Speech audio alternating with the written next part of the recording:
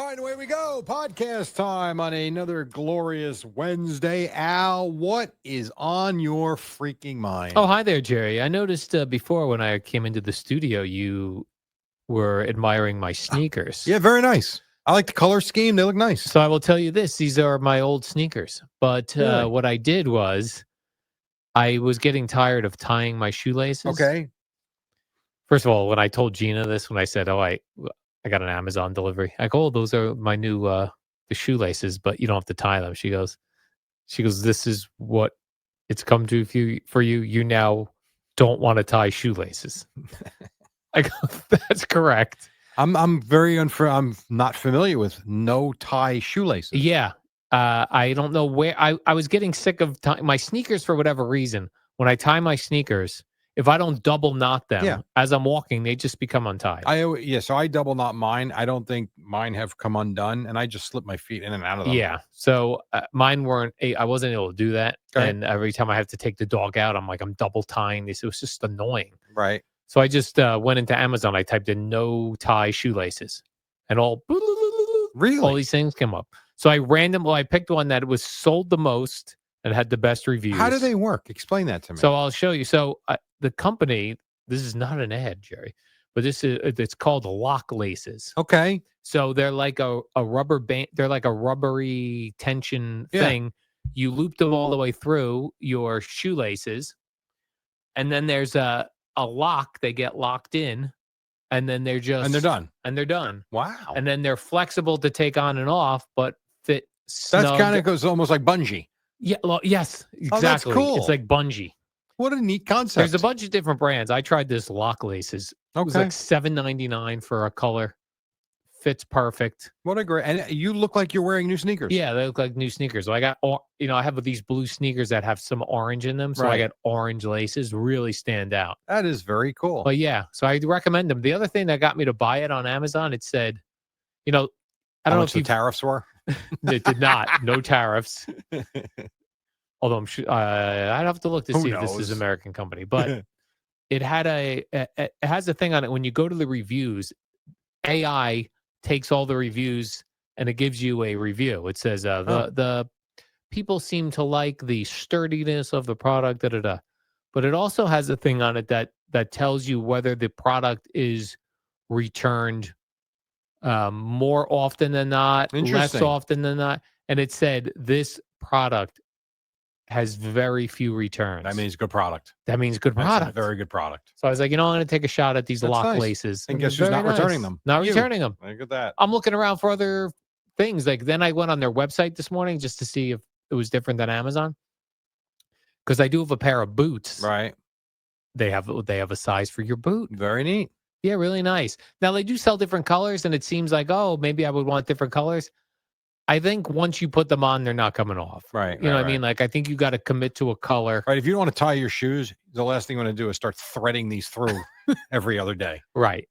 That's interesting. So I have pick your color. Like I have my Rutgers sneakers. Yeah. I could get red. You can get red. That would look pretty cool. And they have little white dashes in them, so it could be red and white. It would fit perfect for those. Yeah, that would be neat. Yeah. How about that? Yeah, I was so thrilled. Because I always, anytime I purchase a product, I have buyer's remorse. Yeah. It never lives up to the hype. What was the moment as I complimented you unknowingly? Yeah. On your sneakers, was there a moment of, that's kind of cool? Yeah. Right. I got it right there. Yeah. See that? I just got these in the mail yesterday, put them in, wore them today I had no issues hooking them up. Nice. No issues buying them. Finally, no issues. Very nice. So I was hope they don't snap on the way home. Thrilled. Yeah, I don't think they're going to. No, I'm kidding. I'm joking. I think they were just a solid product. I was really happy with it. Very nice. Once in a while, it's nice to actually buy something that is what it says it is. And it was $7.99. Even better. I mean, what a bargain. Even better. What a bargain. Not bad. But when you go there, even on Amazon, there are some millions of companies making these types of. Well, it's the same old thing. Once someone develops something that's really good, you get copycats. Yeah. I mean, we always talk Coke and Pepsi.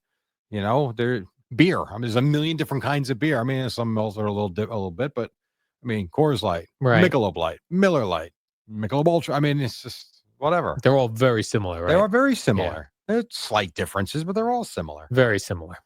I was at a business yesterday. Gina's looking to purchase a fence, I believe, for like the perimeter of her property. A Okay. small fence. Yeah. But she said, "Oh, there's a fence store I want to go to." Do you know the fence store still had up the giant plastic thing so you can't talk directly to the person? You're kidding me. No, they had the COVID plastic screen up. Wow. But meanwhile, under it's wide open, the side of it's wide open, and the top is like, "Oh, can you take this down?" You don't see that anywhere Yeah. anymore. How funny. I was trying to figure out. I was like eyeballing it. It looked like they really had based on their setup, it looked like maybe it was some work to put in, and they just Mhm. never got around Yeah, to that could be, taking it down. especially if it's open all around. It's open all around, but then people are Yeah, I don't know. you're bending around the side to talk anyway. I know. Just take it down. It's that was a different time. That was like plexiglass, right? Yes, all over. Man, those plexiglass companies must have cleaned up in that moment. The mask people. The mask folks, yep. I mean, the Gators, which were nothing, and all of a sudden everybody had one. Yeah. And they were making them with different logos, and people were buying licenses to print.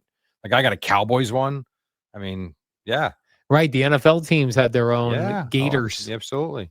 It's funny because I get, on the Google Photos, you'll get like, I got one it says similar shots, just like this memory. And it was about probably 15 or 16 different photos that I have taken in NFL stadiums. Usually when I get there and the stadium's empty, I will take a photo of it because I think it looks awesome with the field and there's no one in the building. And amongst those photos was the Cowboy Giant game I did during the pandemic in December. And there were no fans allowed at MetLife Stadium. And it was the creepiest game I had ever done. It was just weird. And that was in them. And they think, wow, we went through a whole football season where there are no fans in most stadiums. I also did Cowboys Bengals that year in Cincinnati, which was one of the rare stadiums that I think they allowed 12,500 fans. And it actually, even though the place was 60% empty, it still felt like a real game because there were real fans spaced out, but you saw it, and we're used to baseball stadiums with nobody in them. But it was just weird seeing that, Yeah, it's strange now because to complete a documentary, it probably takes from the time people start filming a documentary to the time it gets to Netflix. It feels like that's like a 3-4 year period. Could be. And there's still so many documentaries coming out where the people are in masks. And it's just like, oh, this is like, I hate the reminder of it. Yeah. Oh, yeah. It's it's a harsh reminder. Yeah. There's no question about it. I mean, even when you go to the doctor and you don't go nearly as much as I do. And they got to test you for COVID. I'm like, oh my God, we're still doing that. Yes, we are. And that's a pretty good reminder too. Yeah.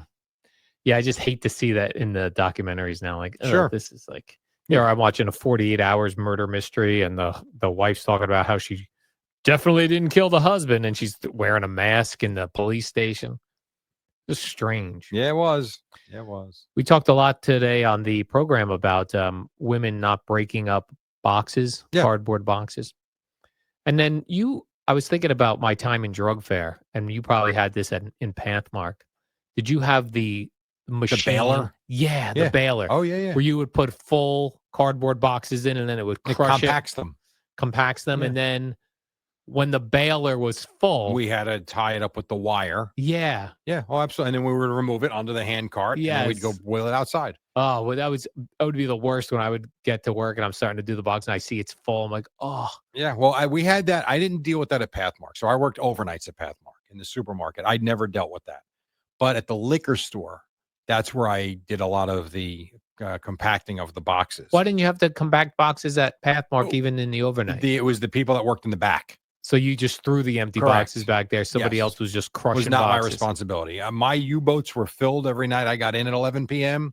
and I would see, wow, I got 9 U-boats to unload today. And there'd be some nights you go in there, you'd have 1. I'm like, wow, we're not going to do much tonight.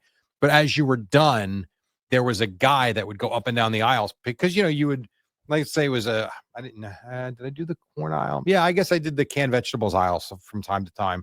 So a lot of those would have plastic on top and then the cardboard carrier, and then you'd have the dozen cans. So a lot of cases you take your knife and you would cut the plastic around the cardboard, making sure not to go all the way through. You'd rip the plastic off, do the cans, you throw the box, move on. there was a guy that would go up and down the aisle. Like that was his job, was to collect the boxes, bring them to the back, bail them. So I never had to really deal with that. At the liquor store, though, that was one where, kind of like you, there would be times I would come in for, let's say, a 4 to 10 shift, and I would walk in at 3:45, and they were doing inventory all day, and there'd be a million boxes sitting there, like no one did them. Like and then you start doing it, like, oh, and I gotta unload the goddamn thing. So I know exactly what you mean. The baler, yeah, and it came with those wires that you would feed through the machine to wrap the bailed thing. Yeah. Yeah. I remember. Do you ever think, like, if you could go back and do one of those places where you worked prior to your career? Yes. Right? So like a part-time job before you had a career. Mm-hmm. Where would you go back to? Probably the liquor store. I enjoyed that. I enjoyed the marketing part of it. I enjoyed Meaning what? Like the setup displays and things, how to get people to buy particular products? Like I enjoyed I felt like I enjoyed the seasons more, kind of like I feel like teachers probably do. And even I feel like my wife has ever since she started working again. At the liquor store, when spring was coming and baseball season was coming, Coors Light and Bud would come in with these big baseball props, and we'd have to have the area ready, and they would stack the things, and we'd put up all the baseball, and we'd hang the baseball signs, and that was really cool. And then for 4th of July, the store is red, white, and blue. And, for when we would get towards Thanksgiving, now all of a sudden all the turkey stuff is coming in, and you're selling more wine because people are having turkey. And then once you got through Thanksgiving, quick turnover. Now we're celebrating the Christmas season. And it was fun. Like I enjoyed that part of it. And I also, it was neat seeing the new products. The one thing I've always told you that I didn't like about it was seeing the same people every day. Felt bad for them. That's the crappy part of that job. But I would say if I was going to go back and do one thing, and that would have been my career, I think trying to own a liquor store or a bar, probably a liquor store though, would have been the choice.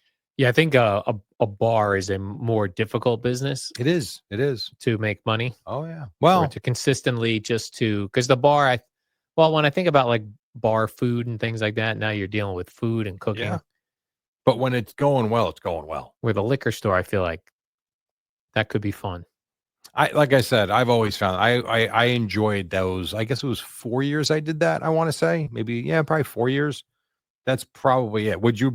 I don't know. Where else did you work? I mean, drugstore? Well, I worked at, I do sometimes think about like, when I retire, where would I maybe go work part-time? Mm-hmm.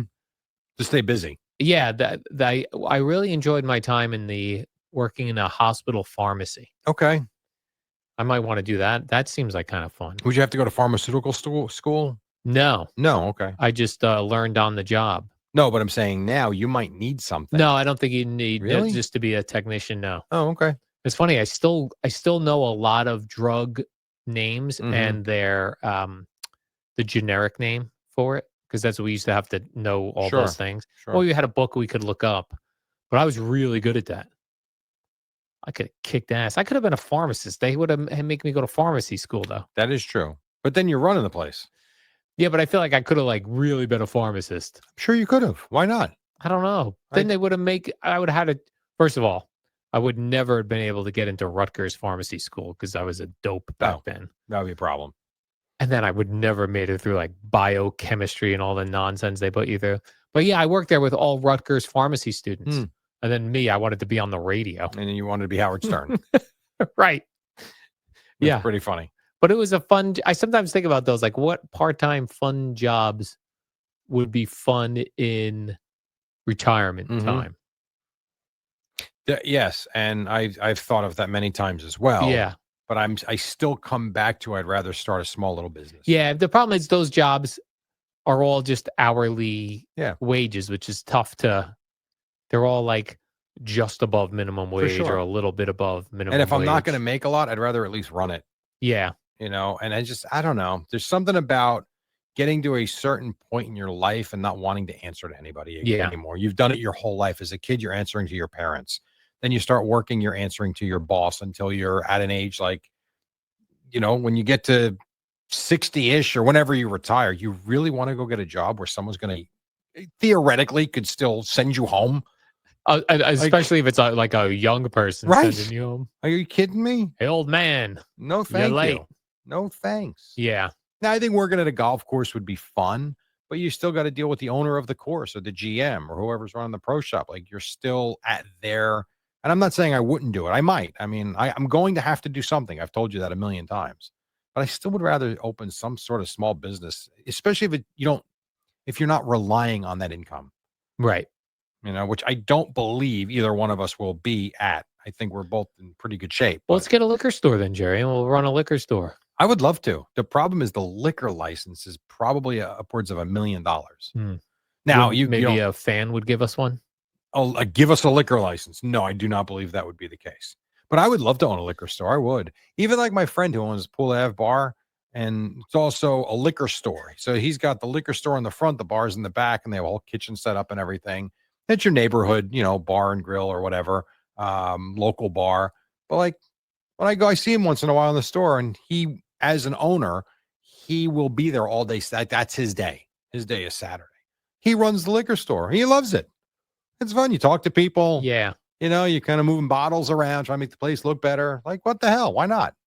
The key is to find a thing that you can do that doesn't have, like, it's your own business that doesn't have a lot of overhead, right? Like, just to get started, right? Sure. So that's now you're talking about in informational type business or Hmm. like consulting where your overhead is Yeah. your time is your overhead. Um, Hard to do. Yeah. Very hard to do. Not saying it ain't out there, but it's hard to do. Like even this place that I bought these shoelaces from today, like Yeah. that's clearly somebody's business. Sure. I'm a customer now. Yep. I spent $8. Yeah. I may not need them again for Correct. another 3 They years. need to keep finding new customers. Yeah. Very difficult. Very difficult. Yes, very difficult. And they hope that their customers like you have more shoes, and maybe you will be a multiple purchaser. But it's not. That's a tough bit when you have a product that you sell and that's your main income.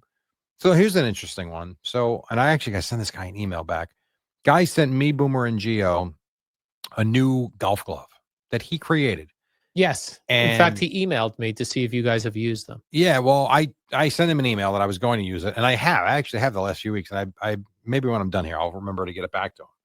And his product is instead of regular leather gloves, he uses goat skin leather, or something like that. Hell yeah! But I got it. I'm like, oh, looks nice. But I'm like, why is it any different? And his point is, it's a much tougher leather. It's not going to wear. And I will tell you, he's right. It does not wear nearly as much as the regular one. So I'm impressed by it. I think it's pretty good. The issue with it, though, to me, if I'm him, it's almost too good. Like the other ones, they start wearing out on your finger within like a few months. You got to go buy another one.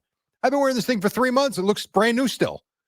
Like, right. So now you can't be a repeat customer. I will be eventually, but not nearly as frequent as the other people have their customers. So it's almost like he created this great product, but he's almost going to be a victim of his own success. Yeah. Because, but it's interesting. I like following local business, like local people that have their own business on Instagram. Sure. Because I love to see how people build a business, how they. So there's a woman who's got she makes sourdough bread. Okay. That's all. Sourdough bread. That's your life product. Yeah. And like I was looking, like she sells like a big sourdough bread for $12. Okay. How many does she have to sell to make a good living? I wonder, and then how much work is that? I don't know. For that, like, and how much, and I don't know if this is just someone out of her house doing it on the side. Does she have the proper licenses to do it? How much did that cost to get started? Right. What's the overhead cost for that? Yeah. The equipment, all that stuff. Nothing's cheap. Like when I remember when I started my LLC 7 years ago, I couldn't believe how much everything cost. I'm like, I'm just trying to, for this and that. And it's like, you got to pay the state. You got to do this. You got to register. Now you got these taxes. You got like website costs. Like before I knew it, I was like $2,000. I'm like, what the hell? A lot of stuff costs money. And I would think with that, you've got to have certain food licenses, I would think. Yeah. How about this one? There's a guy down in Spring Lake, Dutch Hill Farm Meat Shop. Okay. He's a veteran and he is a butcher. So he's hilarious on social media. Mm-hmm. Very in your face type of guy, my kind of guy, Jerry. Okay. So anyway, he had some local sourdough bread makers selling their products in his store. Like Okay. there was a shelf that he had. People would put their stuff there and they would sell Mm-hmm. them. He did a post. Somebody turned him into the state of New Jersey. And I said, "What? You're not allowed to sell?" So I was so interested in this. So I looked. So if you're the sourdough maker, you may have a license to sell directly to the consumer. I can sell you my bread. Right. I can't put that bread in a store without a completely different license. And I guarantee you that license costs a couple $1,000s. Yeah, probably. Yeah, at least, right? There's nothing easy. And here's a guy trying to just help some local business people. Yeah, I know. Think about someone turned him in. And he probably gets fined for that. Right. That would not surprise me. Like somebody walked in there go, "Oh, really? Yeah. This guy's selling sourdough from somebody else? Wait till the authorities hear about this." I certainly know about the authorities shutting people down, so happened to me. When all you were, Jerry, was a young entrepreneur. I was trying to sell cigarettes out of the gas station you were working at. Well, that too. Although I think that was more of an off-duty cop that saw that. I don't know that anybody reported me. Oh, okay. I believe a cop came in and was like, "Where's the license for this?" I'm almost certain that's what happened. And you didn't know. You just thought. I had no idea. You know what? I'm working here at this gas station late at night. People coming from the clubs. I had a vending license. I'm vending cigarettes. They want to get cigarettes. So I'll put them right in this vending machine. I had a sign. You got to be 18.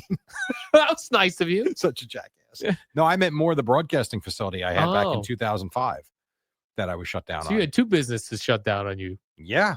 Your cigarette business? Yeah. Well, I don't want to call it a cigarette business. The problem was it was a complete vending business. The bottom two shelves were cigarettes. Everything else was snacks and all that stuff. The problem was you didn't make enough money on this. It was the cigarettes that made the money. Yeah. So I don't remember what I charged, but you're talking, I was 18, I was like 19 years old. So we're going back to the early 90s. I would venture to guess cigarettes were $2.50 a pack. I was probably selling them for $4 as a convenience in the gas station. Yeah. And I couldn't keep them stocked.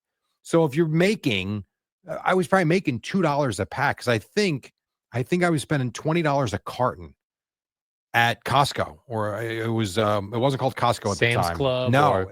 Oh, God damn it. What was it called? Whatever it was called before Costco. I don't remember, but it was something. Well, anyway. So it was $20 for a carton, and I was selling them for $4. So I would come in and literally there'd be 15 or 16 packs gone. I just made $32. Yet 2 bags of potato chips were bought. Yeah, you're not making anything. So once the cigarettes came out and I did stock it with more junk, it just wasn't worth my time, and it just didn't work. So I got rid of it. So they kind of shut me down. Yes. Yeah. But then the other one you got shut down because why? They thought you were like I believe I was turned in by, I will not mention the name, but I think a broadcasting school in the area shut me down. I made sure they heard the commercials running, and I believe I was turned into the Board of Education. I specifically never called myself a school. I called it an academy because it was supposed to be more like a club type of deal and like private instruction. And I guess by definition, by strict definition, an academy is classified as a school. So that's how the Board of Ed, I had the cease and desist order on my desk. You should have been broadcasting consultant, Jerry Recco. Think about those. Well, I could have. Think about those 3 weeks I had. Opening night, everything stolen. Get everything, literally buy more computers, buy everything, restock the place. 3 weeks later, cease and desist. Wow. Thousands of dollars gone. Yeah. You were trying to be an entrepreneur, Jerry. I was trying to, they always say if you're going to start a business, try and do something that serves a need. And I really, truly believed, and I still do to this day, but the business is changing, that college kids have nowhere to practice. Now you can do a podcast, I suppose. That's not the same as doing live radio. And I really believed what I created was an opportunity for people to walk out of there with real practical live broadcasting experience and something they could put on their resume. And I was right, because I think I got about 100 phone calls the first week of advertising. And then I got shut down. Yeah. So damn it. Yeah. You tried, Jerry. I did try. All we can do. All we can do is ask you to try. 20 years ago now. Yeah. The 20th year anniversary of it. Mm-hmm. All right, Jerry, let's do the warm-up show. We did that at 5 a.m., I think. We did. And we'll be back here tomorrow on a Thursday. Right. For a warm-up show again. See ya!